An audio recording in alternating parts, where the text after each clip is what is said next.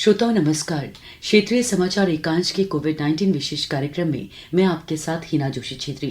श्रोताओं, कल प्रदेश में कोरोना के 288 नए मामले सामने आए। राज्य में अब कुल कोरोना संक्रमितों की संख्या 59,796 हो गई है। इनमें से 53,718 मरीज कोरोना मुक्त हो चुके हैं।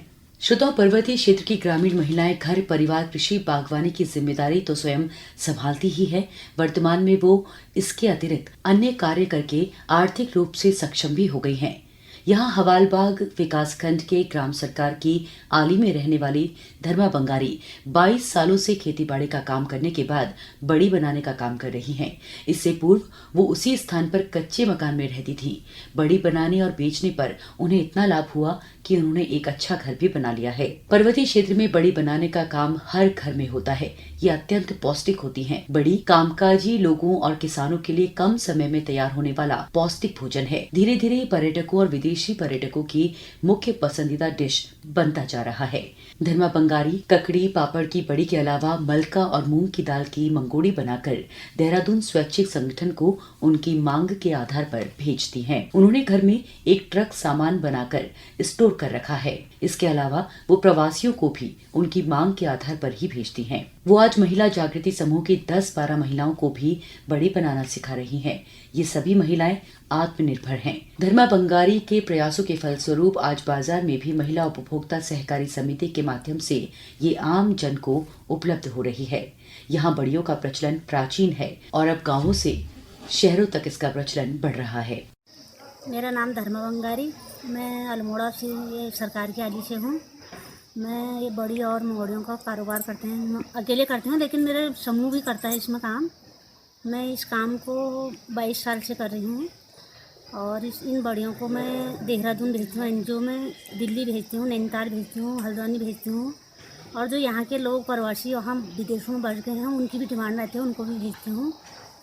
और ककड़ी की हो गई, पापड़ की हो गई, नाल बड़ी हो गई, मसूर बड़ी हो गई, मंगोड़ी हो गई, ये सारी चीज़ें बनाती हूँ। इसमें मुझे प्रॉफिट भी होता है। आपको बता दें कि बड़ियों में आयरन और प्रोटीन की मात्रा होती है। ये सितंबर, अक्टूबर, नवंबर तक बनाई जाती है। पहाड़ी पीली ककड़ी को उड़द की दाल पीसकर छोटे छोटे आकार में बनाया जाता है। 1 सप्ताह तक धूप में सुखाने के बाद इन्हें पैक किया जाता है। धर्मा बंगारी ने बताया कि उनको बहुत लाभ इस व्यवसाय से हो रहा है। जागृति समूह के अध्यक्ष श्रीमती इंदिरा बिष्ट, सदस्य देवकी रावत और धर्मा देवी ने कहा कि वो श्रीमती धर्मा बंगारी के इस व्यवसाय से प्रेरित होकर आत्मनिर्भर बन गई हैं। मेरा नाम इंदिरा बिष्ट है, मैं जागृति समूह की अध्यक्ष हूँ। हम समूह में 10 महिलाएं हैं और 10 महिलाएं मतलब हमारी ये राधा धर्मा बंगारी जी भी इसमें जुड़ी हुई हैं और ये अपना बड़ी का व्यवसाय करती हैं। हम मसाले का व्यवसाय भी करते हैं और हमारे समूह की महिलाएं लगभग सभी सीजन के हिसाब से इसको करती हैं और अन्य टाइम खेती पाती, साग सब्जी, सिलाई बुनाई हर काम से जुड़ी हुई हैं, जिससे हमें आर्थिक लाभ होता है।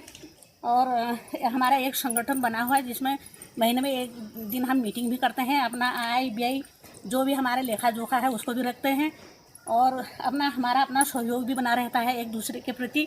मेरा नाम देवकी रावत है, मैं सरकार की निवासी हूँ और क्या कहते हैं ये जागृति समूह में सदस्य हूँ। और ये जो है ये समूह से हम अपना ये बड़ी बनाने, मसाला बेचने, इसके पैकेट बनाते हैं, फिर बाज़ार में देते हैं और सभी महिला जुड़ के बड़ियों का ये रोज़गार 2-3 महीने होता है, इसमें हमको आर्थिक लाभ होता है। महिला उपभोक्ता सहकारी समिति की सचिव मंजू पंत ने बताया कि महिलाओं द्वारा निर्मित बड़ियों को समिति के माध्यम से विक्रय किया जाता है। स्वदेशी पर्यटक और प्रवासी ही नहीं बल्कि विदेशी पर्यटक भी बड़ियों को खरीद कर ले जाते हैं। हमारे यहाँ विभिन्न महिला समूह द्वारा बड़ियाँ बनाई जाती हैं। हम यहाँ पर इकट्ठा करने के उपरांत उनको बेचते हैं। विदेशी पर्यटक भी यहाँ से बड़ियाँ खरीद कर ले जाते हैं और बाहर के लोग जैसे कनाडा वगैरह, लंदन, अमेरिका वगैरह हमारी बड़ी जा चुके हैं। श्रोताओं, प्रस्तुत है कोरोना वायरस संक्रमण की वर्तमान स्थिति पर डॉक्टर रमन आर गंगाखेड़कर से आकाशवाणी संवाददाता सिद्धार्थ सिंह की बातचीत। डॉक्टर रमन, देश ने कोविड-19 के खिलाफ संघर्ष में एक नया कीर्तिमान स्थापित किया है। 2 महीने के अंतराल के बाद फिर से देश में कोरोना के सक्रिय मरीजों की संख्या 7 लाख से कम हो गई है। पिछले कई दिनों से कोरोना के मरीजों की संख्या में भी कमी आ रही है। स्थिति में सुधार जरूरी है, लेकिन लोगों को पूरी सावधानी रखनी होगी। क्या कहेंगे आप? ये सही है कि संख्या कम हो रही है, आपको दिखता है कि अस्पताल में कोई मरीज अगर हो गया जी, तो मरीज को एडमिशन मिलना भी आसान हो चुका है क्योंकि वहाँ बेड्स खाली है। लेकिन इसका मायना ये नहीं समझना चाहिए कि अब हम जैसे बर्ताव करना चाहे वैसे कर सकते हैं। जी, हमको थोड़ा संयम बरताना बहुत जरूरी है क्योंकि ये जो अगला सीजन आ रहा है वो पूरा फेस्टिवल्स का है। अब ये फेस्टिवल के सीजन में हर इंसान जो होता है वो फेस्टिवल मूड में जाने का डर होता है क्योंकि इसमें एक होता है कि हम सोशल इवेंट्स रखते हैं। जैसे अगर समझो दिवाली और दशहरा है जी, उस टाइम पे मेरे जो रिश्तेदार है उनको सबको मैं खाना खाने बुलाऊं या उनके यहाँ खाने के लिए जाऊं, इस जी। किस्म की हमारी इच्छा होने का डर होता है। अब जब ऐसे होगा तो जो दूरी रखना है न वो दूरी रख पाते हैं 2 गज की। और सबसे बड़ी बात, हम जब खाते हैं तो उस टाइम पे मुंह पे जो हमने मास्क लगाया वाला होता है जी, वो भी उतारना पड़ता है। तो उस वक्त जो ट्रांसमिशन होने का डर है वो बहुत ज्यादा होता है। तो इस साल तो कम से कम सब लोगों ने ये सोचना चाहिए, 1 साल अगर मैंने सहन किया, सबके साथ में अगर मैं बैठ के खाना न खाऊं जी, और सब रिश्तेदारों को मत बुलाऊं अपने घर में, तो कोई नुकसान होना नहीं है। आगे चल के हम और जश्न मना सकते हैं। जी, हमको खुद को बचाने की कोशिश करना, अपने फैमिली को बचाने की कोशिश करना, ये बहुत जरूरी रहेगा। जी। और डॉक्टर रमन, जब से ये कोरोना का दौर शुरू हुआ है, आप इसके साथ पूरी तरह से जुड़े रहे हैं। आपने बीच बीच में ब्रीफिंग में हम लोगों को इससे जुड़ी जानकारी आप देते रहे हैं। और स्पेशली अगर हम टेस्टिंग की बात करें तो आज एक खास दिन है क्योंकि देश ने 10 करोड़ से अधिक कोविड जांच का भी नया कीर्तिमान स्थापित किया है। और अगर पिछले 24 घंटों की बात करें तो 14,42,000 मामलों की जांच की गई है। तो इस तरह से देश ने एक नया रिकॉर्ड बनाया है। आप इस पूरी जो प्रक्रिया थी शुरू से और अब तक, इससे एसोसिएट रहे हैं। आपसे जानना चाहेंगे कि कोविड की रोकथाम में टेस्टिंग की कितनी बड़ी भूमिका है। टेस्टिंग की बहुत बड़ी भूमिका होती है क्योंकि हमको ये बीमारी जो है ये ड्रॉपलेट का इन्फेक्शन रहने से जी, वो आसानी से फैल सकती है। अब ये ड्रॉपलेट इन्फेक्शन रहने के बाद में उसमें दूसरा एक पहलू ये आता है कि ज्यादातर लोग इसमें उनको कोई लक्षण आएगा नहीं, जी, लक्षण दिखता नहीं है। तो अगर आपको लक्षण नहीं दिखेगा तो आपको आइसोलेट करना ये बहुत मुश्किल जाएगा। लेकिन अगर मुश्किल हो जाता है तो सबसे बड़ा चैलेंज क्या होता है, जो भी व्यक्ति अगर किसी को इन्फेक्शन हुआ है उसका डायग्नोसिस होना, डायग्नोसिस होके उसको हमने अलग रखने की प्रक्रिया के देखना है और उसके जो कॉन्टैक्ट्स हैं उन लोगों को ट्रेस करना, उन लोगों को टेस्ट करना, ये बहुत जरूरी बनता है।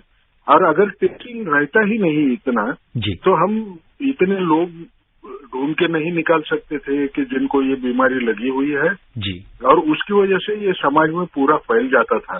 जी, लेकिन सबसे बड़ी उपलब्धि हमारी क्या है कि हम जनवरी में तकरीबन दिन को 1000 टेस्ट करना है, बहुत बड़ी बात बोलते थे। जी, आज ये जब लाखों की बात हो रही है, 10 लाख से ऊपर हम जब बार बार देख रहे हैं फिगर, तो ये सबसे बड़ी उपलब्धि है। और वो चारों तरफ कहीं भी अपने देश में, अपना देश इतना बड़ा है, जी, वहां भी कहीं भी रहे उसको हम टेस्ट देने की कोशिश कर सकते हैं। ये सबसे बड़ी उपलब्धि है। और उससे सिर्फ जो इन्फेक्टेड व्यक्ति है जी, उसको हम पहचान के उसको हम आइसोलेट करने का, जो भी उसके संपर्क में आया है उसके टेस्ट करने के लिए, ये टेस्ट का जो भी फायदा हुआ है वो आज हमको नजर आता है जब संख्या गिर रही है। जी, बिल्कुल। बहुत बड़ी बात आपने डॉक्टर रमन हमारे श्रोताओं से साझा की है। और जहां तक ये टेस्टिंग की बात है, हम आपको बराबर प्रेस कॉन्फ्रेंसेस में सुनते रहे हैं जिसमें आप रोज आंकड़े बताते थे। और आज हमारा देश इस स्थिति में है कि हम एक मजबूत स्थिति में हैं। अगर वो टेस्टिंग की बात हो, ज्यादा से ज्यादा लोगों की टेस्टिंग की जा रही है और जो टेस्ट ट्रैक वाली जो हमारी नीति है उसके आधार पर हम इस बीमारी में नियंत्रण पाने में काफी कुछ सफल हुए हैं। डॉक्टर रमन, स्वदेश में विकसित कोरोना के टीके कोवैक्सीन की अगर हम बात करें तो इसको तीसरे चरण के क्लिनिकल परीक्षण की मंजूरी मिल गई है। और अगर हम देखें तो इस टीके का परीक्षण का ये अंतिम चरण अगले महीने के पहले सप्ताह में शुरू होगा। 18 वर्ष से अधिक आयु के 28,000 से अधिक लोगों पर इस टीके का परीक्षण किया जाएगा। डॉक्टर रमन, भारत में इस समय वैक्सीन के तैयार होने की क्या स्थिति है और किस तरीके से, जो अगर हम इसको क्या माने कि अगर 3rd स्टेज में हम क्लिनिकल ट्रायल के पहुंच गए हैं, तो हम कितने करीब हैं वैक्सीन के निर्माण के लिए? देखो, हमारे यहाँ अपने देश में अभी फिलहाल 3 वैक्सीन जो हैं, जो अपने देश में बन रहे हैं, उनका टेस्टिंग चालू हो चुका है। अब जब 3 वैक्सीन की बात होती है तो एक वैक्सीन जो है वो कैडिला का है, जायडस कैडिला करके जो कंपनी है जी, तो उसका है। दूसरा वैक्सीन जो है वो सीरम इंस्टीट्यूट का है और तीसरा जो वैक्सीन है वो भारत बायोटेक का भी चल रहा है। अब ये तो कहना बहुत कठिन है कि इनमें से कौन जीतेगा। क्या अपने देश की वैक्सीन उसको ज्यादा सफलता मिलेगी और कम साइड इफेक्ट रहेंगे या दूसरे देश की रहेगी। लेकिन हमारे लिए एक पहलू ध्यान में रखना बहुत जरूरी है कि इंडिया में जितने वैक्सीन मैन्युफैक्चरर्स हैं उनकी कैपेसिटी सारे दुनिया को ये वैक्सीन पहुंचाने की कैपेसिटी है जी। अब इसका दूसरा मायना क्या है, दुनिया में कहीं भी वैक्सीन बने, आखिरी में उनको अगर उनके देश में देना है तो हम उनको हमारे देश में आके हमारे जो वैक्सीन बनाने वाले जो लोग हैं उन लोगों के पास से वो बनाना पड़ेगा और फिर लेके जाना पड़ेगा। तो वैक्सीन कहीं भी बने, वो हमारे देश में बनेगी तो सोने से सुहागा है, लेकिन अगर समझो बाहर भी बनेगी तो भी उसका प्रोडक्शन हमारे यहाँ होगा। ये सबसे बड़ी अच्छी बात है कि हमारे 3 वैक्सीन इसमें काम कर रहे हैं कि ये वैक्सीन अच्छी निकले। अगर वो अच्छी निकलती है वो तो बहुत बड़ी बात हो जाएगी और उससे हमको आसानी होगी सब लोगों को अपने देश में के वैक्सीन देने में।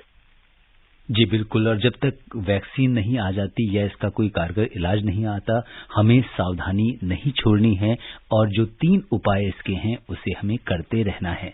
तो श्रोताओं, जाते जाते कार्यक्रम में आपसे पुनः यही अपील करना चाहेंगे, स्वस्थ रहें, सुरक्षित रहें, कोरोना से बचकर रहें। अगर बहुत जरूरी है तभी घर से बाहर निकलें और जब भी घर से बाहर निकलें मास्क का प्रयोग जरूर करें और हाथों को समय समय पर सैनिटाइज करते रहें और साबुन और पानी से धोते रहें।